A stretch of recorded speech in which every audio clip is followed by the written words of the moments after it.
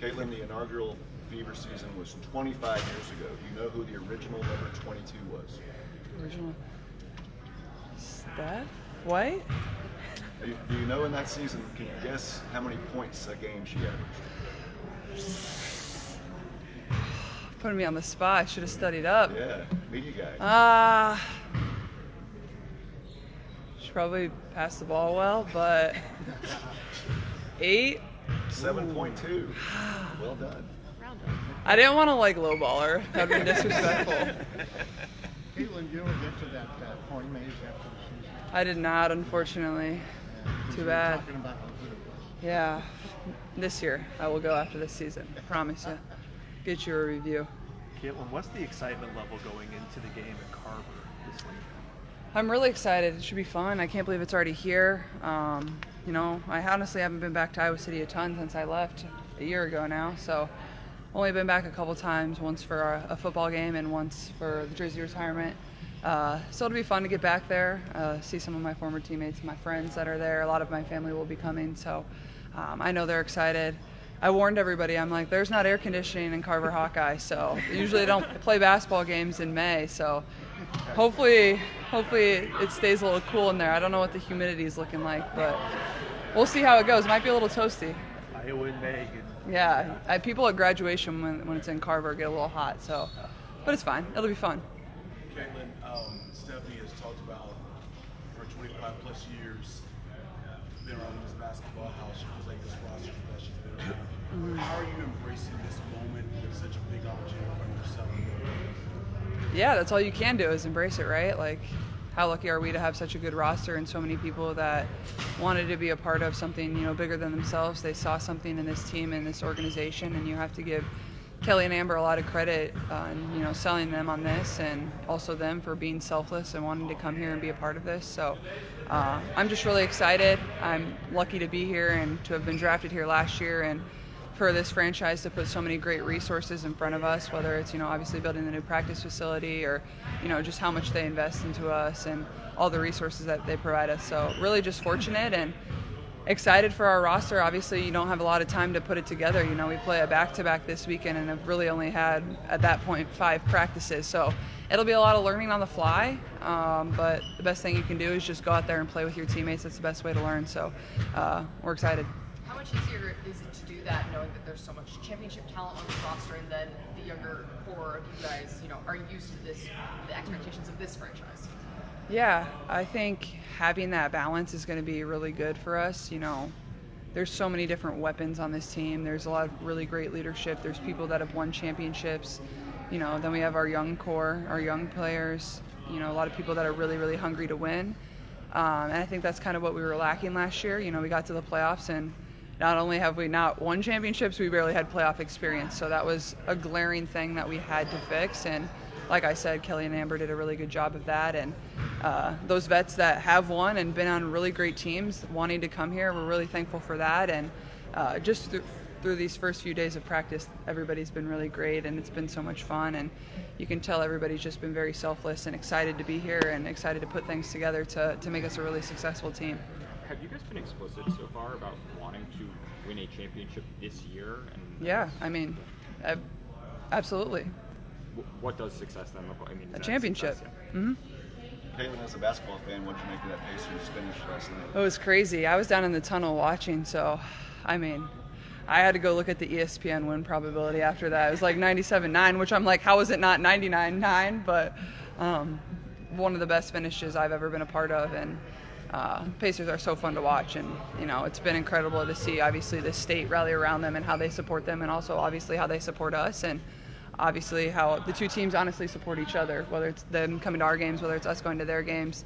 Just both of us play a really fun style basketball, and they're a really great team with a lot of different weapons. Their bench is really good. I think Rick does a tremendous job. So it's been fun for me to be here in the offseason and kind of see how they've evolved from the beginning of the season until now. And we're rooting for them to go the whole way. That'd be fun to have a lot of Pacer games at the same time as the Fever games. So good win for them last night. Some of the other teammates referenced you guys having that bonding time at the game, and how do those little moments with so many new faces, how will that kind of lead to success earlier in the season this year?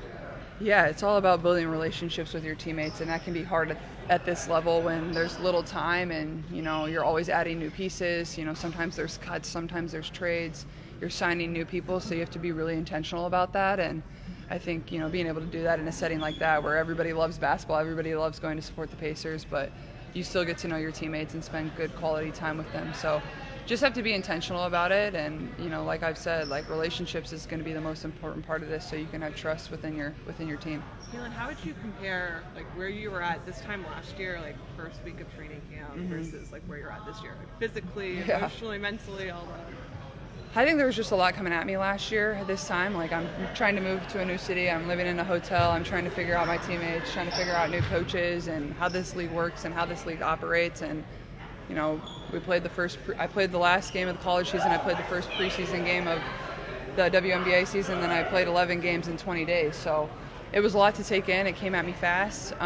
But I'm also really grateful for that experience, too. I think it taught me a lot about basketball. It taught me a lot about myself and how to be resilient and to come in and to work and to always get better. But I feel like I'm at a much better spot of understanding how the league works, what to expect, what the coaches and your teammates are going to expect of you, and obviously have had a lot of time to rest and get better at things I want to get better at. So, all that being said, we got three preseason games to practice and really get ready for our opener on May 17th too.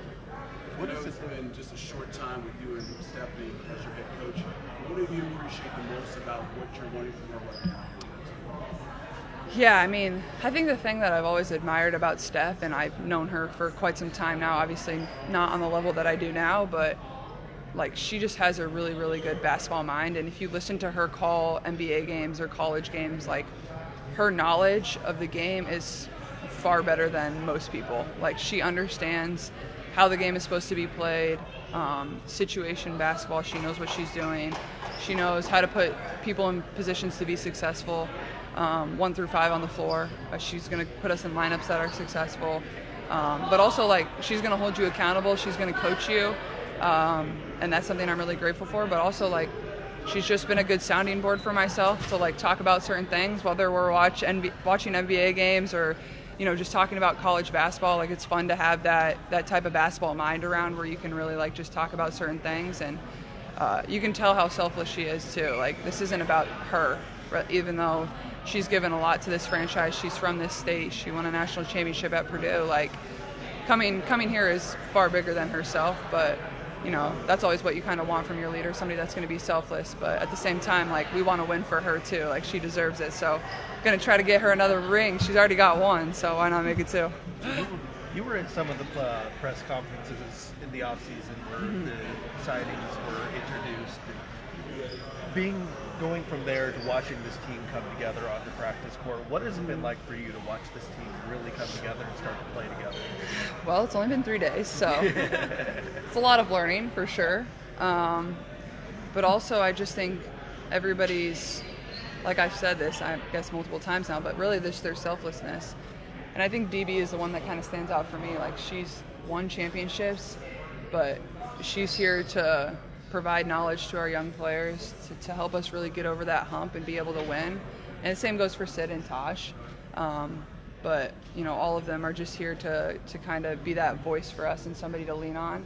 And I really admire that because, people don't always want to do that.